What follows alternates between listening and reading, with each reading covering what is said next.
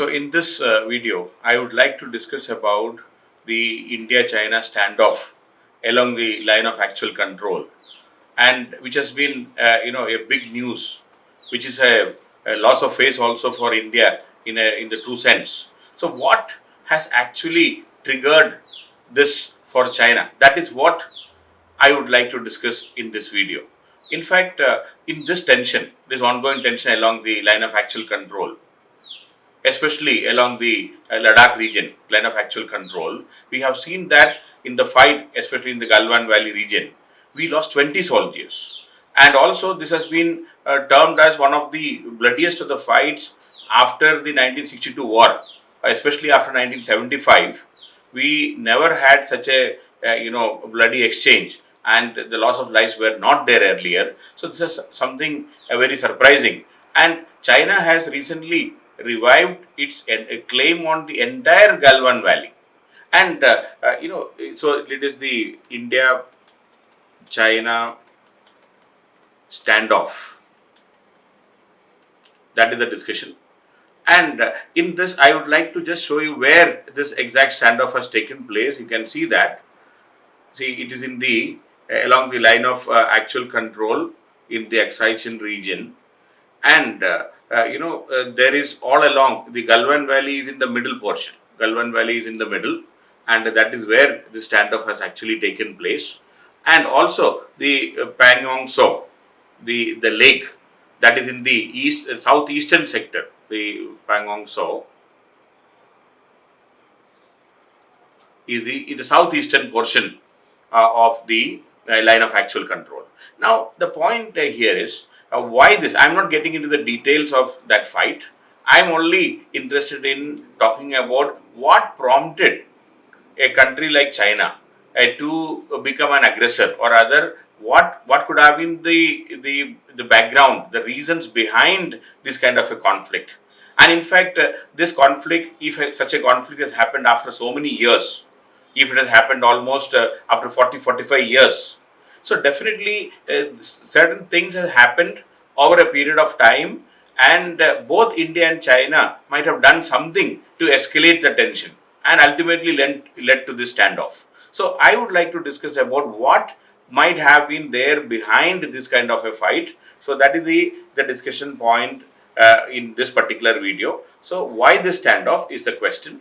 And the second point is, I would like to divide this into two parts. The first part of my discussion is what all steps that India might have taken, or rather what all actions taken by India has finally irked or finally helped in accentuating the problem. So what all India might have done. So first discussion is on the various steps taken by India or various actions by India which has ultimately led to this kind of a standoff. So this kind of a standoff can take place only when both sides come face to face, or rather both sides do something or other which is not to the liking of the other side. So first discussion is on what India might have done, or rather what all India might have done to escalate this kind of a tension. So first point we should know here is, the first point I would like to say is that ever since, or rather in the last 20 years, we can say, during the first NDA government's time, the Vajpayee government's time, Prime Minister Vajpayee visited China, and it was a landmark visit in 2001. Then 2003, and then Prime Minister Manmohan Singh, when he came to power for almost 10 years, he was very careful in ensuring that there is no conflict between India and China, and we were very careful about the sensitivities of China. In fact, even in 2017, during the Dhokla conflict, the Dhokla standoff, we can say, it is in the Bhutan border. It is in the Sikkim, Bhutan, that the Chumbi Valley region. So in that region, when the standoff took place also, there is no blood was spilled during that time. There was no shots fired. No gunshots were fired during that time. And the government, especially the Prime Minister Modi-led government, was very careful not to upset China's domestic and geopolitical sensitivities. We were very, very careful. Even after that also, when the South China Sea dispute was at its peak, or rather many a times it was flared up, India was very sensitive not to, create further trouble. And in fact, we were very mild in our criticism. We just talked about freedom of navigation. We talked about freedom of navigation along the South China Sea. We did not, very overtly participate in any of the actions by US or Japan or anything. We were very, very careful about talking about what is the freedom of navigation, and also even about the de-radicalization camps in the Xinjiang province. De-radicalization camps in the Xinjiang province. This is the western province of China, where Muslim radicals are there. So de-radicalization camps. So when such news came, also India was keeping by and large quiet. Even when the Chinese crackdown in Hong Kong took place, the Hong Kong crackdown, even then, or even with the dispute with Taiwan, we were very, very careful in not to upset the balance or not to upset the Chinese sentiments, the domestic and geopolitical sentiments. So that has changed now. That is something very important that we should know, that in 2020, in this particular conflict along the Galwan Valley as well as along the line of actual control, this balance has been upset. That's the first thing we have to keep in mind. The second point I would like to add here is the impact. So what could have been now? So that balance has been changed. Why this balance has changed? That is what we are talking. So the second point I would like to add here is, there are so many steps which we have taken which has upset China. See, for example, the August 5th, 2019 decision of India to unilaterally or abruptly, cancel the Article 370 and bring Jammu and Kashmir under the direct control of the center. All the autonomy what were there under Article 70 has been taken away, and not only that, Jammu and Kashmir has been reduced from a state, an autonomous state, to a union territory.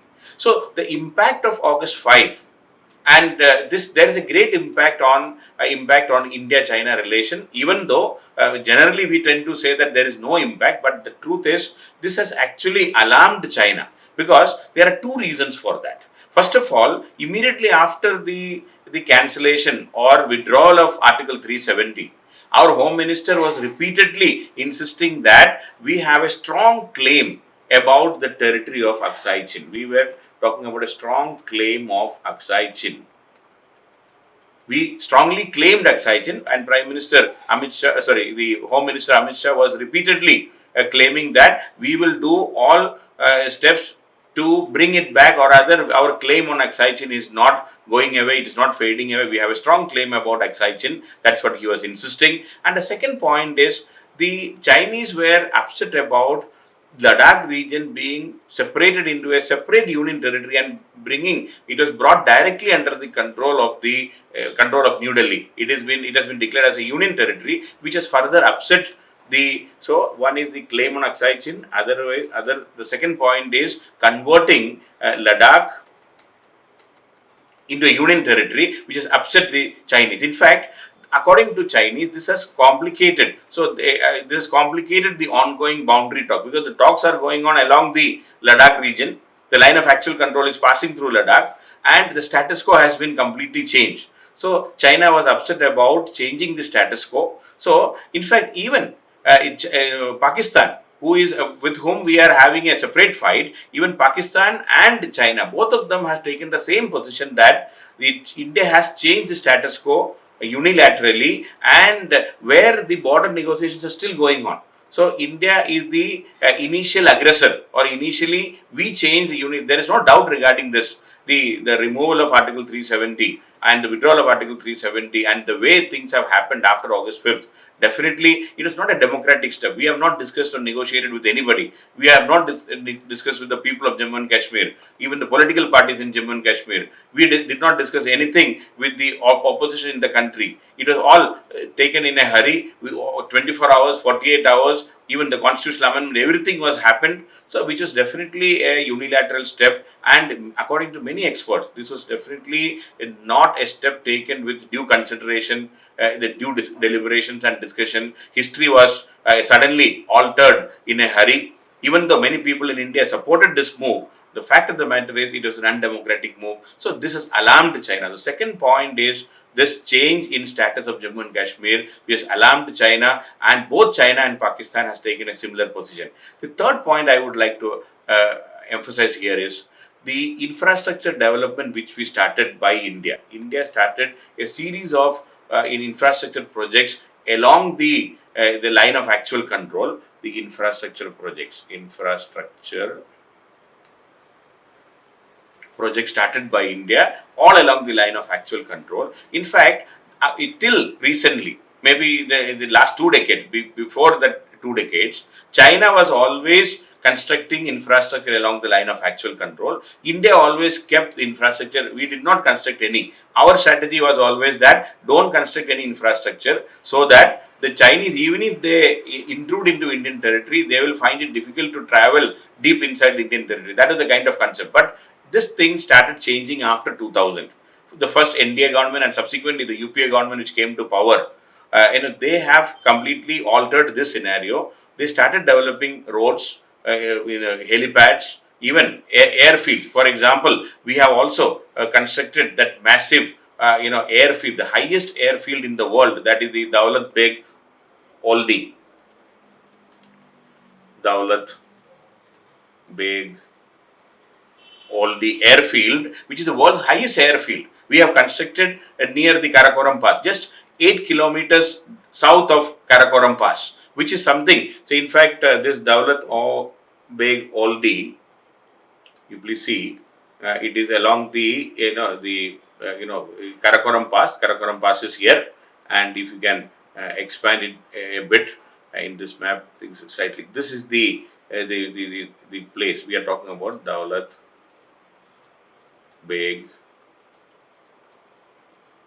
Oldi, and this is just 8 kilometers, south of the Karakoram Pass, and it is very close to Siachen Glacier. Siachen Glacier is located here, so it is very, very close to Siachen Glacier also. So this is we have actually strengthened our infrastructure, and we have also constructed a road project. In fact, we have not stopped here. We have even constructed a road, and this is from that is Darbuk.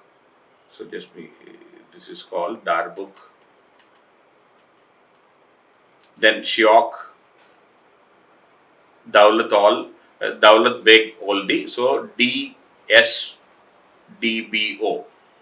Okay, that is Darbuk. See, Darbuk is here. Let me just show you. This is Darbuk. Then Shiok. Then a road construction. This is the road we are talking about, the road which has been constructed to Daulat Beg Oldi. So that is called DSBO road. So we have completed it last year. So we have constructed a massive 255 kilometer long road along the line of actual control, and also we have constructed the airfield, the highest airfield in the world. So this has been a worrying factor for China. So India has expanded, or any expansion along this line of actual control as well as along the Ladakh, for China, it is for them, it's a threat to their geostrategic goals in Central Asia, because Central Asia is just in a few kilometers away. Now, if you look at this map, you can understand we are talking about this region, and the Chinese project, the CPEC is here, the China-Pakistan Economic Corridor, that is the CPEC, and also the Chinese roads to Central Asia. So, entire geostrategic plans of China in Central Asia is passing very close to this region, and India's, this Daulat Beg Oldi, Daulat Beg Oldi, DBO, we can say, that is just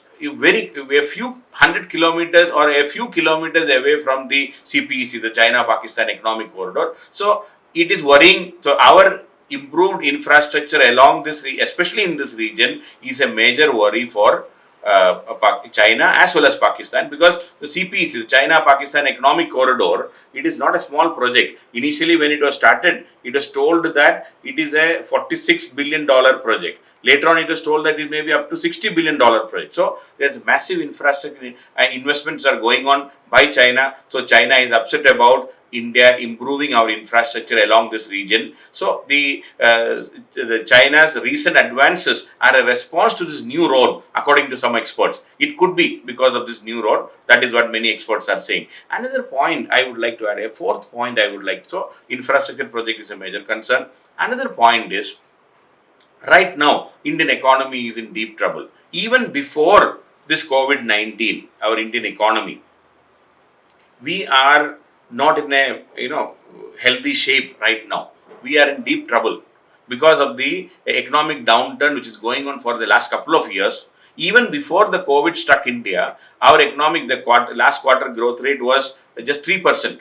Or just above 3%. So it is according to China, India is on the economic front, India is at a weak wicket. And after the COVID pandemic and the lockdown, we know even IMF is talking about a -5 GDP growth rate, which is unprecedented in Indian history. We have never experienced such a thing. We don't know what will happen about that also. So China has perceived that there is going to be a deep economic crisis in India. So India may not be in a right position to even counter many of these Chinese actions. So China might have been factoring this economic factor also. Then another important factor which we cannot ignore is the social upheaval, the social aspects in India.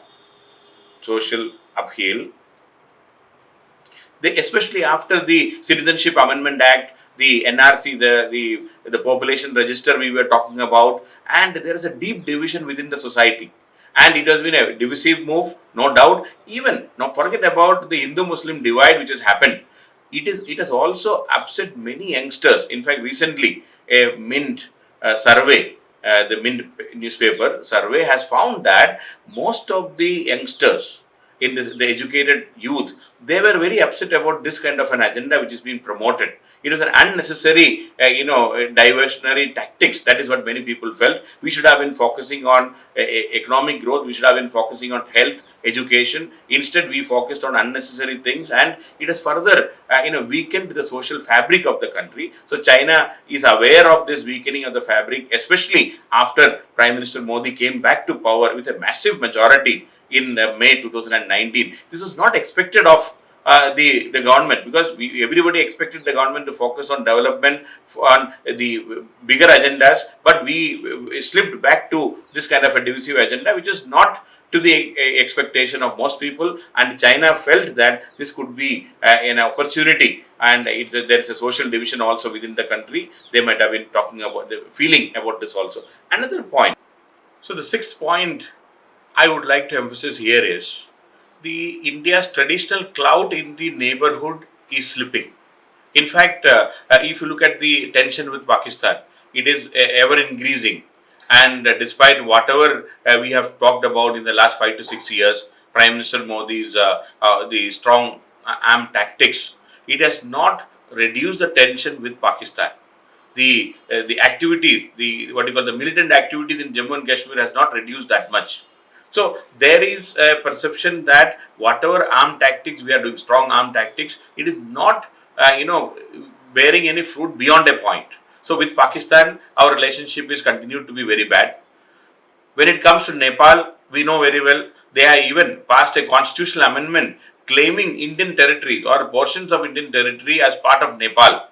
It's never, happened before, or rather, Nepal never had any guts to do such a thing before. Now Nepal is going on a collision course with India, which is totally unacceptable to India, and at the same time we can safely say that we have handed over Nepal to China, and we lost Nepal. That is the minimum I would like to say as far as Nepal is concerned. When it comes to Sri Lanka, after the presidential election, and the Rajpaksha family is back to power, and they are back to pleasing China policy is going on, and it is we have seen that even the previous government has handed over the Hambantota port to Chinese for 99 years lease. So the Chinese presence in Sri Lanka is a foregone conclusion. Now, as far as Bangladesh is concerned, the closest ally in India in the neighborhood is Bangladesh, and even Bangladesh is very upset about the Citizenship Amendment Act and the population register we are talking, and so we don't have a very healthy relationship with even Bangladesh. So except Bhutan, I think with almost every neighbor, our relationship is not so good. Even in Afghanistan, the US Taliban talks which are going on, where India has no role. The China, Pakistan, US, Russia, all of them have joined together. A transition process has started, and India has no role in it. So India's position in the neighborhood has been completely weakened. So the position. So I would like to add here the position of India in the neighborhood. It is not a very healthy thing to talk about. It is slipping and we are on the back foot. So China is aware of this. So we are already, so that the contain India in South Asia policy, the contain India in South Asia policy of China is working. That is the least I would like to say here. And China is instigating. China is instigating Nepal. China is instigating Sri Lanka. China is of course instigating Pakistan with their strategic allies now. China-Pakistan economic corridor is going on. Even with Bangladesh, China is trying its level best to wean away Bangladesh from India. Because of the Sheikh Hasina government in Bangladesh, we have a very good relationship. That is fine. But there is a limit. And if India is not mending its ways as far as the neighbors are concerned, we will be isolated in this region once again. Before Gujarat Doctrine, we were completely isolated. That is before 1996. Almost 25 years before, we were completely isolated. Now that isolated scenario is coming back. China is aware of this. So that could be another reason. So sixth point, I would like to say why China is bold enough to alter this position. What all we have done, or rather our position, why are we weak? So this is a sixth point in this is, this our poor relationship, or we can say our traditional clout in the neighborhood is waning. China is aware of this. Another point I would like to add here, even though some of the experts may disagree, the Balakot attack of last year, the Balakot airstrike. See, India has, this airstrike, and the Prime Minister managed to win. That is one of the major factors why Prime Minister Modi could win back the election in the 2019 general election. There is no doubt regarding that. His image has soared high and he could easily manage it. But if you look at in a very strategic point of view, the whole operation exposed the chinks in our armor, because despite all our claims that we have killed so many militants, there is no evidence. International media, Pakistan, across the world have accepted and acknowledged that our strike could not do much damage. Of course, we could attack Pakistan, there is no doubt regarding. We could drop some bombs in Pakistan, there is no doubt regarding this. But the kind of claims which we made that so many militants might have been killed, there is no evidence for that. In fact, according to many experts, the whole operation has exposed the chinks in our armor and it eroded India's deterrence. Balakot airstrike and its inability to kill the militants have eroded the India's deterrence. Eroded India's deterrence. Because that fear about India, the India's capability. So this factor, the Balakot failure, even though many experts may not agree, that is also a factor in China's calculation, because they have seen what India can counter, and Indian counter was, or Indian attack was, way off the mark according to many experts, and that is what international media and even Pakistani, even international experts are saying.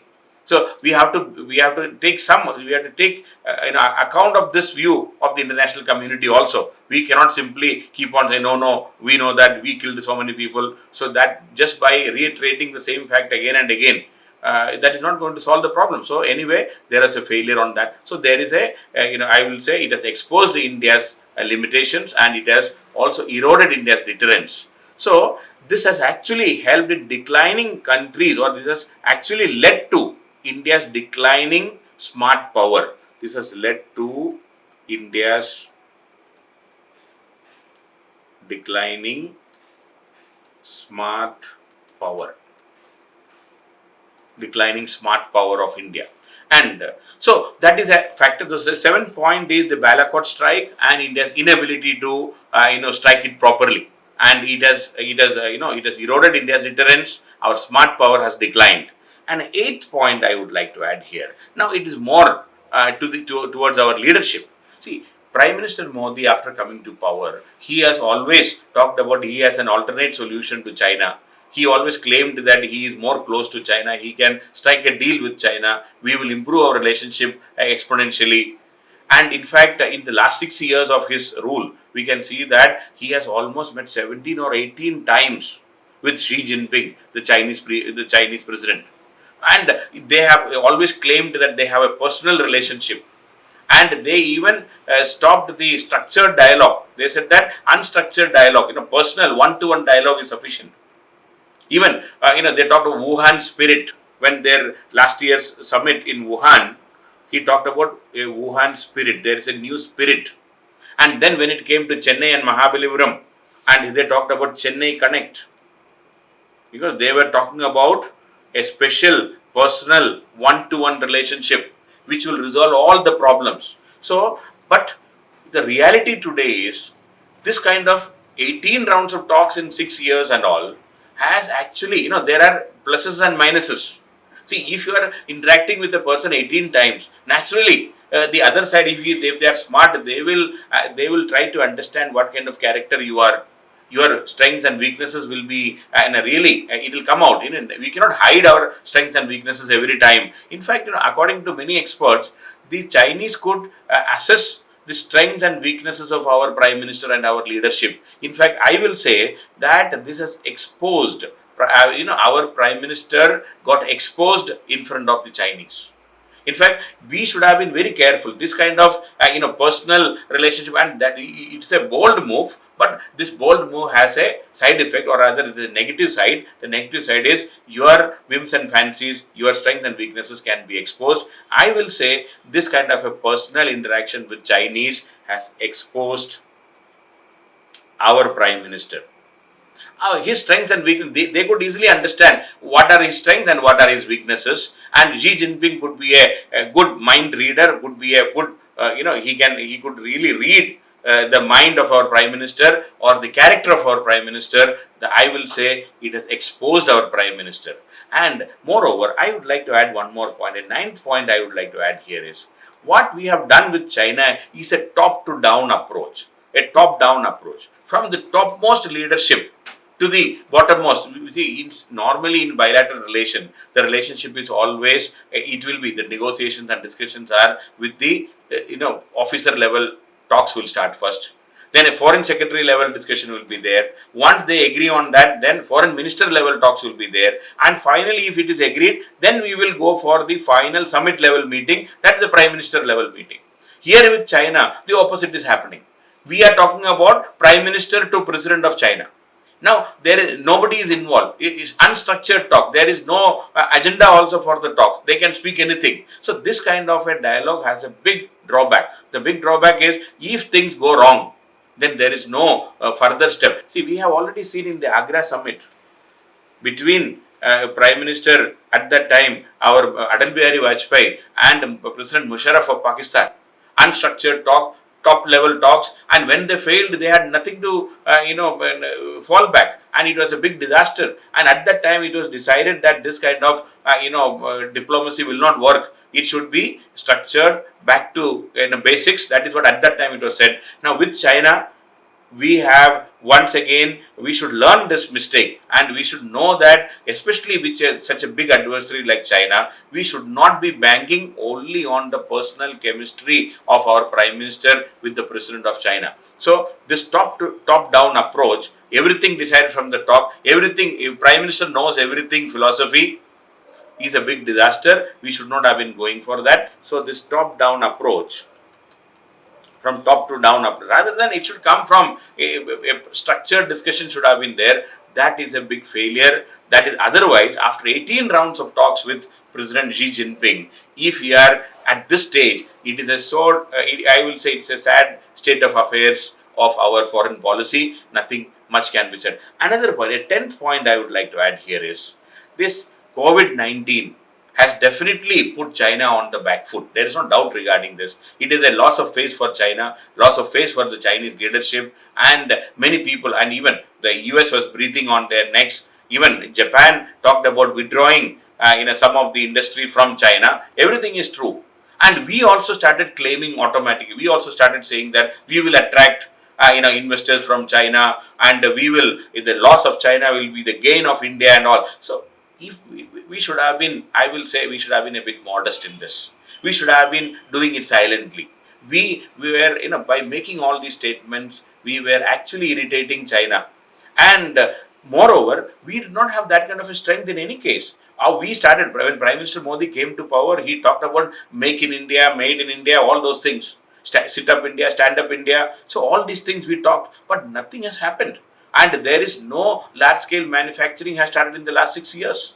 So when we don't have that kind of a strength to attract the companies who are vacating China. See, if they are vacating, they may go to Vietnam, they may go to Indonesia, they may go to Southeast Asian countries, and Japan may be able to relocate. Japan is giving financial incentive also. So we don't have such things. And our Make in India program is not a big success in any case. I mean, in any yardstick, if you look. So rather than making lofty statements that we will attract, which actually irritated China, we should not have been. We should have been doing it silently. We should have attracted some of them silently. We should have brought some of the companies to India, and we should have been strengthening our manufacturing sector. Had we been doing that, things would have been totally different. Anyway, so these are some of these. So at least 10 different reasons. So this, the claim by India that we will attract the companies that are leaving China. So these are tall claims without any substance, and we should have been avoiding. Irritating China unnecessarily when we know that Chinese are very, very sentimental and sensitive about all these things. So at least there are 10 steps or 10 things which has happened from Indian side which has irritated China and which ultimately led to China having a rethinking about India. So these are some of the things happened from the Indian side which ultimately culminated in this Chinese action, or ultimately culminated in this fight in the line of actual control. Now, I would like to discuss on why China, what is China doing, or why China is doing this, and what are the steps, or rather what are the actions by China, or why China is doing and ultimately leading to this kind of a conflict at the line of actual control along Aksai Chin. So that is my next point of discussion.